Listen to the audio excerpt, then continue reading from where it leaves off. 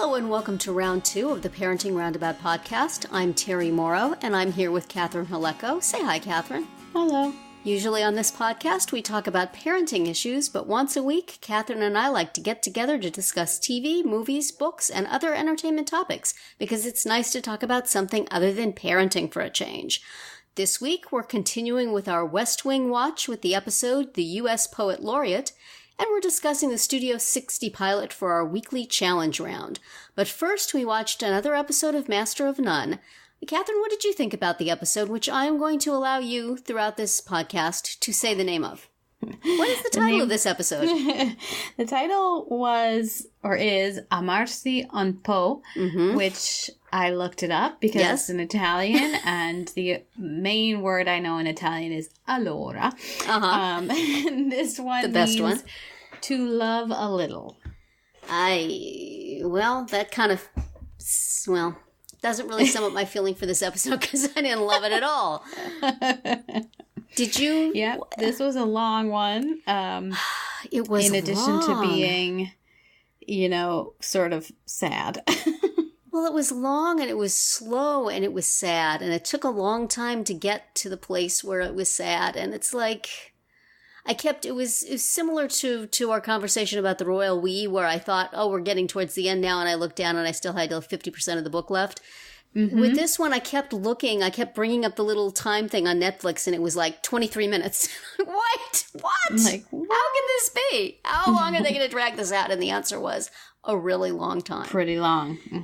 Yeah, not my favorite. And I don't know why it had to be so long unless it was just to make you feel the agony that Dev was feeling. He was definitely feeling a lot of agony. He was. Yes. I guess it seemed dragged out to him too. I don't know. Am I missing something? Did you like it? Did you like it even a Poe? Yeah, I would say I liked it at least a Poe, if not a little more. I like that character, Francesca. Well, I do too, but hey. But you didn't need her for that much time. Yeah. Well, it's just much of them, I guess I read someplace described it as them having an emotional affair. And but just seemed like do something or don't, Either this is going to go somewhere or else you were just playing with this guy for 43 minutes. Stop it. Or 56. 56 was it 56 minutes? I guess 43 was the first time I checked the clock. And then I said, I was going to watch it on the treadmill because they're usually 20-something minutes. And so I'm, getting towards the end and I look and it's still not even halfway done. So did you keep walking? I did not. I watched it in small dribs and drabs after that. But it just seemed to go on forever. But I don't know. Tell me why you liked it. Maybe you'll convince me.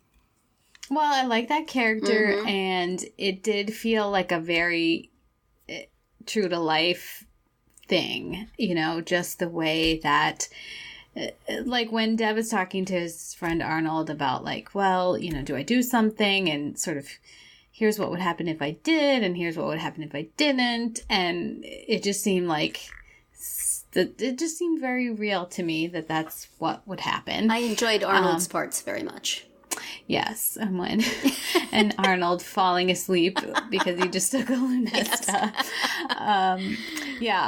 Arnold's great. I did not understand the thing where he was having a bad dream and there was like some dude sitting in the corner, and I am assuming that guy was like a director of gory movies or something. I don't know. That made me laugh a little bit because when he started to kiss her and she said, "What are you doing?" I thought, "Oh, come on!" And then I was very happy it turned out to be a dream sequence because I had to stop it and go walk around for a minute before I came back. So I enjoyed her like pulling his heart from his chest and throwing it in the wood chipper. Right. So that was unexpectedly fun, that moment. Yes. But, I mean, I like her, but what do we think of somebody who does that? Yeah. Flirts so engagingly while also still being engaged and never quite committing to, maintaining that plausible deniability all throughout. Right. She's kind of awful to him in the long run. Well, we'll see. Yeah, I guess. I don't know that I can root for her at this point. Ah, okay. Yeah. The whole thing when she's at his apartment and she comes over when it's snowing and then she wants to snuggle on the couch and then she's staying overnight. But no, wait, here, you come in the bed with me. It's just, it seems at some point... It just became It's a little cruel. too much.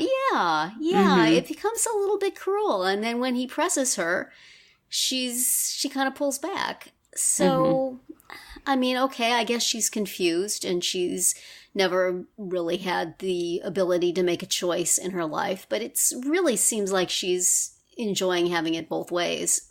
That she has these wonderful dates with Dev, but has no responsibility, really, and then she still has this thing to fall back on. He seems fairly awful. I think she could just dump him, but... Yeah, I mean, when they got to the point where they were finally talking about and it... he was... And she said, there's nothing I can do. And he's like, well, yeah, there's stuff you can do. Yes. Like, that part, I was like, come on. Yeah, girl, she's really not... I mean, I didn't care for the way her fiancé reacted when she started trying to talk to him, but, both guys really do kind of have a point. If you're not happy, state why it is you're not happy. If you want to make a change, state what the change is. Don't just sort of float along in a land of no decisions, but in everybody loving you, Yeah. It's like, it's very flattering to be in that place, but it's really not fair. I don't know. I mean, it may be realistic and stuff, but I think if it maybe had been 23 minutes or whatever they usually are, I would probably not have had that reaction to it. But it's just... Because then there wouldn't have been so much of them just hanging out and having a good time together. And it's... so maybe that was an artistic decision to make it be long and, heart-teasing. But I'm as ticked off as Dev should be, I guess. It's hard to know how he feels at this point. I continue to just completely not buy this TV show he's on with Bobby Cannavale. That just seems like... That seems like TV fantasy land. But, Well, I did read the episode description for next time, and it does seem to hint at perhaps trouble in that particular paradise. Yeah, that would not surprise me at all. That seems reasonable for that to happen. But, yeah, this, I did not hate Bobby Cannavale this time as much as I was. I mean, he was only in it for 2 minutes, but... Yes. I was happy that he also shut down the photo shoot where that must be a reflection of having been at a lot of really awful photo shoots, but that seemed really silly. I felt about that photographer the way I felt about the producer on the Cupcake Wars, that it was just a little over the top. But, this show does kind of go there sometimes. So, yeah. Well, we've discussed that this season has been sort of, you like it one week, not so much the next. Wonder what's going to happen next week. So I'm willing to have a bye week, I guess. And, every particular moment of this was very engaging. I agree. She's kind of fun, and the two of them are fun together. It's just the length of the episode, whether purposely or not, caused me to become very frustrated with them.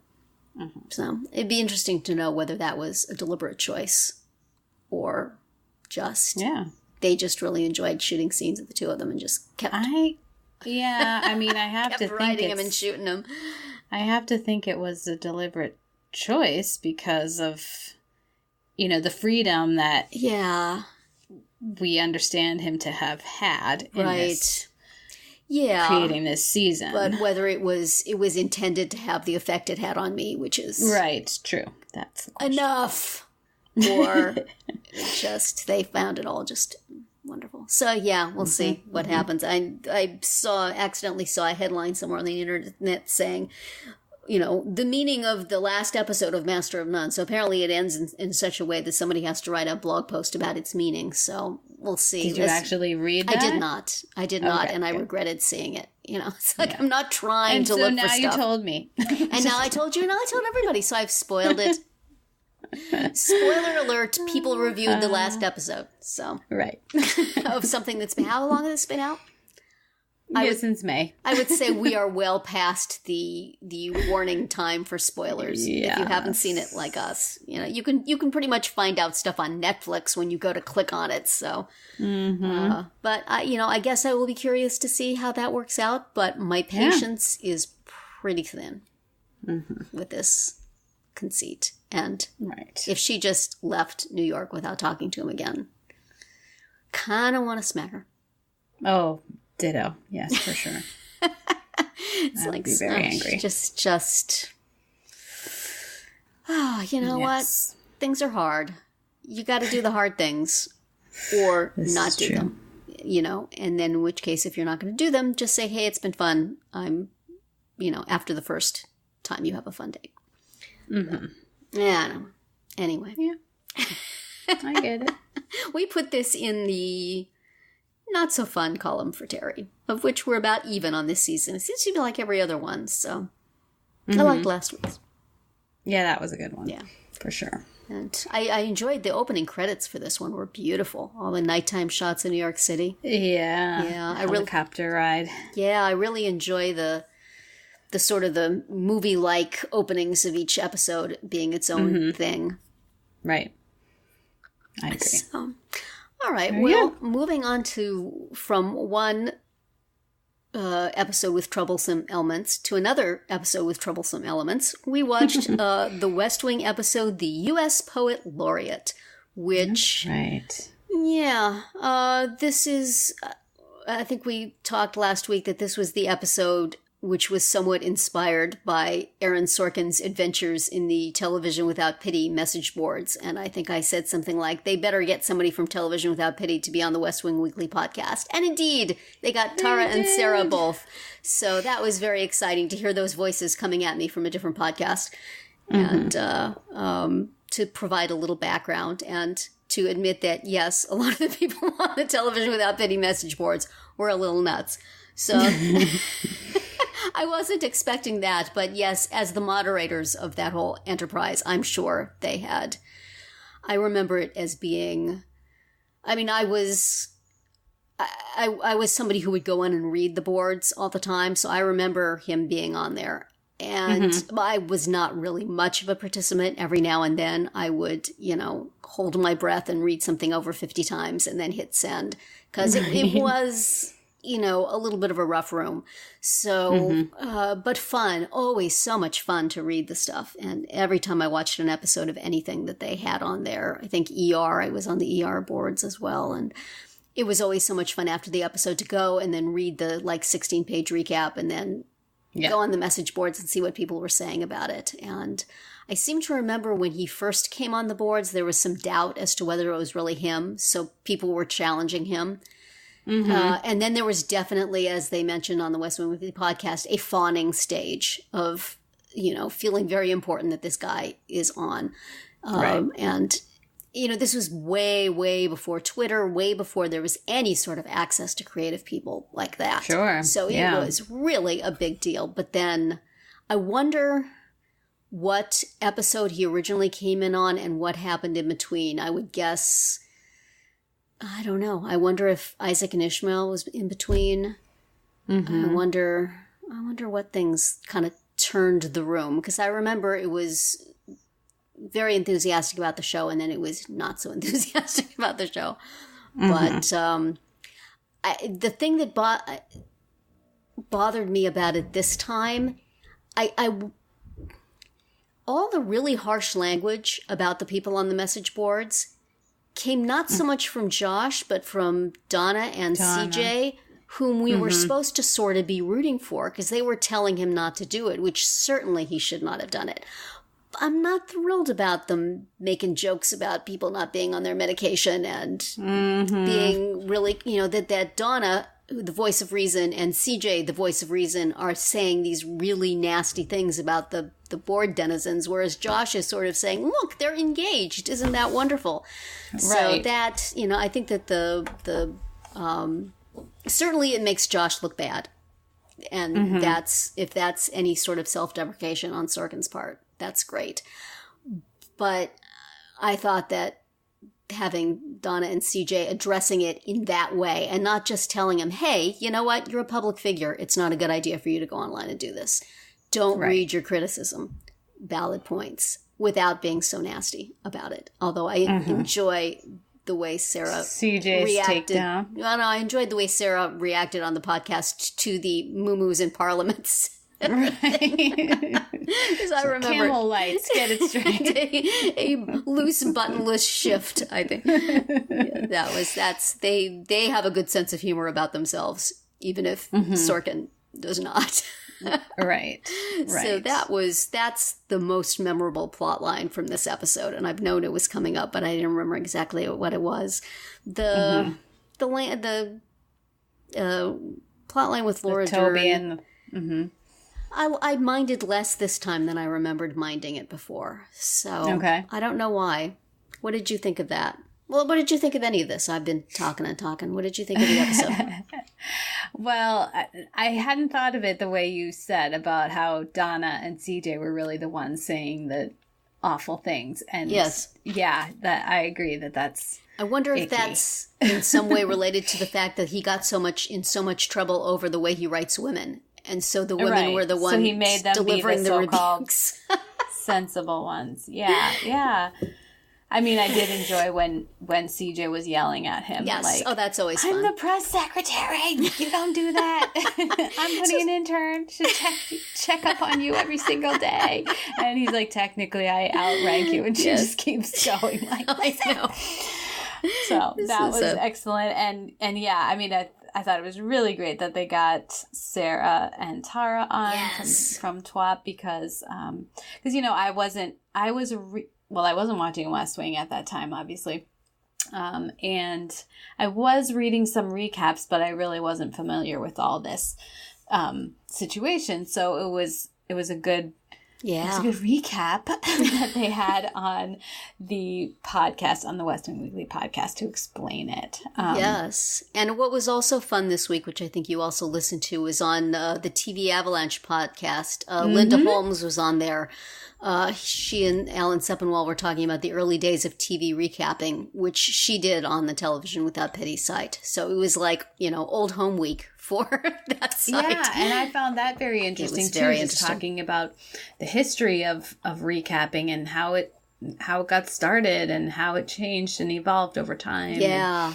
And, I certainly remember reading those very, very lengthy recaps. They were amazing. So that plot line, and I, the whole thing about how Josh insisted that Donna type the things that he wanted to say. Yes. Like she's there, no, don't do it, don't do it, don't do it. And he's like, sit down, start typing. Like, he can't even actually type it. He can't just say like, well, forget it, I'll do it myself. Like, he still needs her to type it for him. Yes, so. That is pretty silly. And then the other one, the whole poet storyline, I enjoyed the very beginning of it when you find out that Toby has a little crush. So adorable. That is very cute. But yeah, then the rest was like, well, we all have our principles, but yeah, the two of them were very cute together, though. I enjoyed all their scenes, and Toby being slightly smitten was very cute. And I thought Laura Dern did well with what it was. Yes. Yes, I would agree. Yeah. Mm-hmm. And I really enjoyed the whole hot mic thing. Of course, I knew this, having seen it before, what the thing was. Did you? I'll ask the same question that was asked of Josh on the podcast. Did you know from the beginning that he knew? Nope. Totally got me. I did not figure it out until CJ called him out on it. Yeah. But I really, that was another good guest that they had on the West Wing Weekly podcast was somebody who had been a communications person on the campaign for John Kerry and talked about, what happens when you're in that situation. Yeah. Which I thought was fascinating. Yeah. yeah, that whole that whole thing of like CJ dealing with the press for days. She like, was okay, on though. She was 3. This was an excellent CJ episode. She was just working the room. She was awesome. Yeah. And I don't know if this is reading into things because I've seen it before and so I knew, but I felt like there were little hints in that. You had that early scene where he didn't know the name of the reporter, but then on the one where he did keep talking, he knew exactly her name. So he was like completely engaged. And then he had this great, I guess what would be a metaphor, this great gun metaphor, Yeah, I guess, he was as CJ said all ready later. with that. He was really sharp in that in a way that he wasn't when it was the light was off. So I thought that made it kind of clear that he knew what he was doing, but certainly had plausible deniability. Yes. So that was very fun. Fun thinking of him sort of orchestrating that, and also fun the way CJ handled it. And it's like, you're really going to keep asking, were we calling him stupid? Right. This is what you want the story to be for 4 days? All right. Okay. I'll keep doing this with you. Yes. Absolutely. Yeah. So yeah, and then there was Ainsley, coming back from vacation, busting into Sam's office. What? It's fun. Yes. So it's always good to have a Sam and Ainsley scene, although apparently that was the last one. Yeah, that was very sad.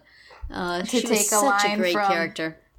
On the Little House on the podcast episodes, they often end with, and we never saw her again. So that feels appropriate here. I guess this fake promotion that she got took her out of the West Wing. Now she's gone. She's working in a different part of the business. She's out of the steam pipe drunk distribution venue. Right. And into a building across town. Right. Aw, too bad. I mean, you can't... It's one of those things where you can't blame the actress for taking the good gig. It's like we can't blame Patrick Stewart for voicing the poop emoji. But sometimes it does, mean characters go away. Right. And who you would have liked to have seen a little bit more of. Right. So. Well, and I guess that's sort of how we got Oliver Platt instead of John Larroquette. That's true. Right. That's true. Which they is didn't good. really explain what happened to him. There's another... Well, she's a regular. There's another female character coming along in a season or so. But she's a regular, and Ainsley was never a regular, so that might not be a sub-in. But lots of changes coming next season. Yeah. But first we're getting close to the end of this one. I know, we really are, actually. Yeah. So, we've been watching The West Wing, and this episode seemed to me to have a plot in which Josh was doing things that were perhaps ill-considered. And it brought to mind another possibly ill-considered thing involving Bradley Whitford, which was, and Aaron Sorkin, which was the series Studio 60 on the Sunset Strip, a series that I actually enjoyed and I wrote about for the entertainment blog I was writing for a while. I think I mentioned that I recapped Brothers and Sisters for them, and I also did Studio 60 after the original person who was doing Studio 60 for them, I guess, saw which way the wind is blowing and bailed. And I said, I'll do it! I like that show! So it was a one-season wonder, and got Sorkin in deeper with the kind of people who were already mad at him from West Wing stuff. But I thought it would be fun to watch the pilot and remember that and see what you thought of that since we've watched Sports Night and we've watched West Wing. And you're never going to want to watch the whole season of this, probably. But we thought we'd watch the pilot and see what you thought about it. So how did you find Studio 60? Now, just to mention time-wise this, I looked it up. This show started after The West Wing's final season. So although Sorkin left The West Wing midway through the 4th season, this series does not overlap The West Wing. which is obviously why Bradley Whitford is in it. Right. So, you know, he finished one and then went right into the next. But it did not have the same legs as The West Wing. And it had turned out to have many problems, none of which are really a problem yet in the pilot. Right. I mean, I thought the pilot was enjoyable. Yes. I can't say that I turned it off and when it got to the end, I was like, oh, I really, really want to see what happens next. Yeah. Maybe because its reputation preceded it. But I certainly enjoyed the pilot, you know? I mean, it had tons of great actors in it. Yes. It's very, you know, snappy and fast-moving, as you would expect from a Sorkin project. Absolutely. So, yeah, I mean, I did enjoy the Amanda Peet character kind of taking charge and enjoying it. You know, the way that she was like, I'm going to fix this. Yes. Even though it's my first day on the job and I don't know where my office is, but, you know, just really enjoying like being the problem solver and being in charge too. So I kind of like she's that. taken the reins. Yeah. Yeah, I enjoyed her character in this. And I really like Steven Weber. And the character of Jack Rudolph, as they mentioned in the comment. I went back and listened to it with the commentary track. I don't know if you had that on the set you got, or did you watch this online somewhere? I rented it from iTunes. Ah, okay. So they were mentioning that they liked having him because he could be sort of the jerky executive, but he could also be funny. So he was a guy with a sense of humor, even as he's being, you know, you're fired, towing the company line. Right. But can be kind of, I mean, the character not a laugh at, but a laugh, you know, he can make jokes as he's doing these things. And I remember one of the real standouts of this series for me was seeing him play that role and how fantastic he was, you know, and sometimes had some redeeming qualities and was always just really dryly funny. It's interesting because I don't know if he played kind of weaselly bad guys before, but right now he's been on a series NCIS New Orleans, which I know you don't watch. Nope. But he's gone from being sort of a Jack Rudolph-y kind of mayor of New Orleans, a little crooked and, you know, funny, but always doing something that's putting him in as an antagonist to the show's heroes. And over the course of the run of that show, he's now somebody who's like poisoning and killing people and doing all this bad stuff. And I'm like, no, let's go back. That's too much. You've turned the dial too evil. I don't like him that evil. He just be the bad guy, but you sort of see his point and sort of enjoy him. So I really liked him on the show. Amanda Peet it was interesting. They mentioned in the commentary that when Amanda Peet was shooting this, I guess the pilot, she was still doing Barefoot in the Park on Broadway. Oh. And she had 60s hair. So that's why she has it all put up like she did. I would really like her hairstyle in that. She looks really cool. Yeah, she looks good.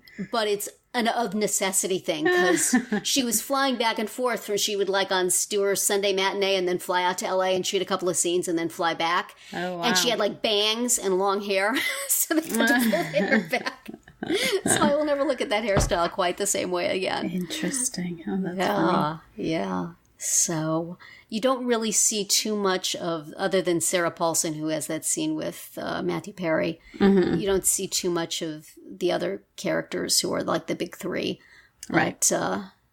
But where this show got into trouble was, I think as I mentioned last week, once you say you have these brilliant sketch writers and these brilliant sketch performers, then you have to show brilliant sketches. Yeah. And that was not... And that did not happen. To be, you know, he could fake a sports show and a White House administration more easily than you can fake Saturday Night Live.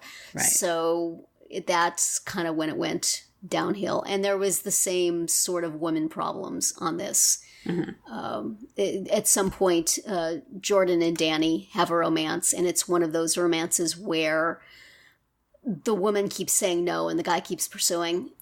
Yeah. Sort of to the point where a restraining order would not be out of the question. But it's cute because it's Bradley Whitford's character, and you know that she really likes him, so it's okay.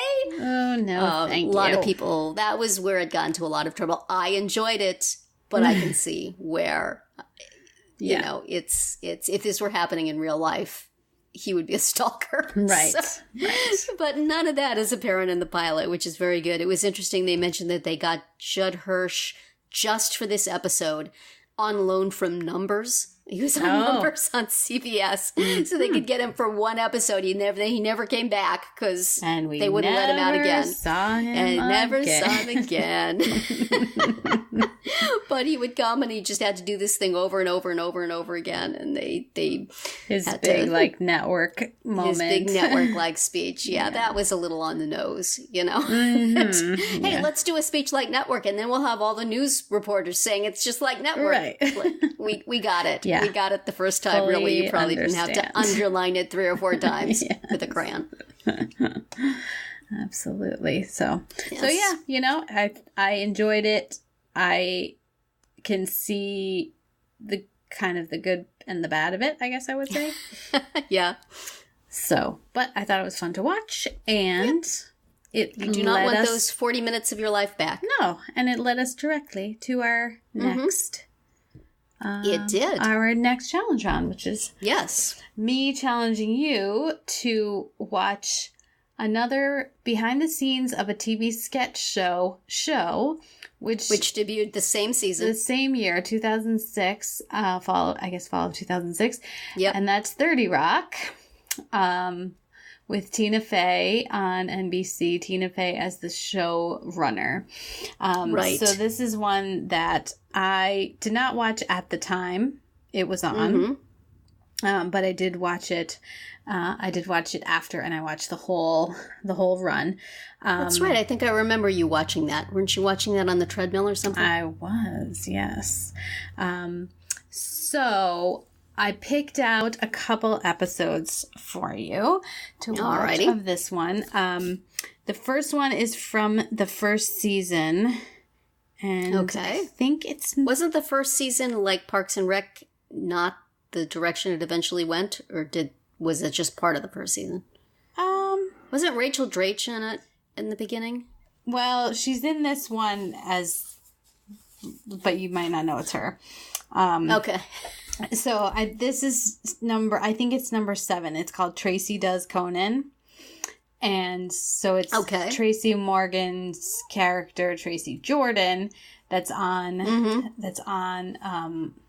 Liz Lemon, which is Tina Fey's character. He's on her show, and the pilot, you know, the beginning of this show is, you know, she has this sketch show, and they basically make her have Tracy Jordan be on the show, even though her show is called The Girly Show, and Jane Krakowski was the original star. So she's still on, and Liz has to figure out how to wrangle Tracy Jordan all the time, and still wrangle Jane Krakowski's character. And so in this episode, it's very silly and slapsticky, and you know, everyone wants Liz to do something for them, and you know, Tracy's going crazy because his medication has been changed by this quack doctor that's a recurring character, played by Chris Parnell. So, and there's also a teeny weeny cameo at the end that I think you'll appreciate. So, so that is Tracy Does Conan, season 1. I believe it's episode 7. All right. And then there's another one that's fun too. That comes in season 4. Wait, that one's episode 7 too, so that might mean I said the wrong thing. It's called Deal Breakers Talk Show number 001. 0001. Okay. But it's season 4, episode 7, and in this one, Tina Fey's character has written a book called Deal Breakers about, like, dating and, you know, like, doesn't have a full set of teeth, that's a deal breaker or whatever. Like, and so they turn it into a talk show. And it's all about how her talk show is going to come on. And anyway, hilarity ensues. So that is another episode that I'm going to recommend for you. All right. Deal breakers. Well, I will watch those too. Yeah. Yes. Are those, where are these, are they on Netflix? They are on Netflix. Excellent. All right. And so actually, I can confirm that they both happen to be episode 7 of their respective seasons. That's just a coincidence. All righty. There you go. So yeah, the whole thing is on Netflix. We will watch episode 7 of the 1st and 4th season. Correct. Of 30 Rock. We will also watch the Master of None episode titled, Catherine? Buonanotte. Which means good night. Thank you. And we'll watch the West Wing episode Stirred. And that is going to be it for our round 2 today. Please subscribe to our Parenting Roundabout podcast so you won't miss any of our episodes, including our daily speed rounds and weekly group chats. As always, you can find recaps, links, and an opportunity to comment on our website at parentingroundabout.com. Goodbye, Catherine. Bye, Terri. Goodbye, everybody.